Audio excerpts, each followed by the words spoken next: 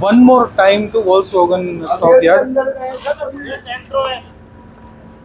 Volkswagenல வந்த cars Vento இருக்கு, TSI, polo, shift desire இருக்கு பாருங்க, பெட்ரோல் ஷிஃப்ட் டிசைர், சியாஸ் இருக்கு, பெட்ரோல், சென்ட்ரோ இருக்கு,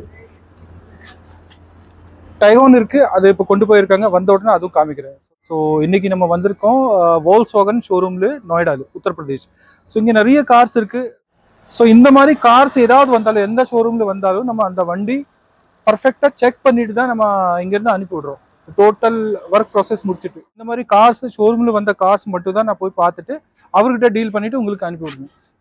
நிறைய பேர் கேட்குறாங்க ஷோரூம்ல எப்படி ஏதுங்க. இப்போ நம்ம கிட்ட வர்ற கார்ஸ் நான் குரூப்ல போடுவேன். குரூப்ல போட்டதுக்கு அப்புறம் யார் அதுக்கு ஃபர்ஸ்ட் டோக்கன் போடுறாங்க அவருக்கு தான் அந்த காரை புக் பண்ணுவேன்.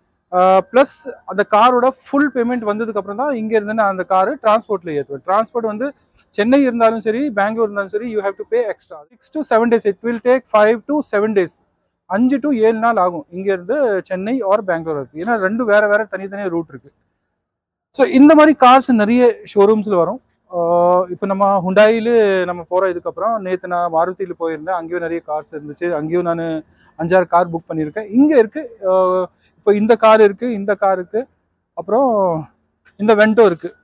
இன்னொரு வண்டி இப்போ வரப்போகுது. அப்புறம் நம்ம ஸ்டாக் யார்ட்லும் போய் பார்த்துட்டு சொல்கிறேன் என்னென்ன ஸ்டாக் இருக்குது. ஸோ அதில் ஏதாவது கார் உங்களுக்கு வேணும்னா ப்ளீஸ் கான்டாக்ட் டு மீ.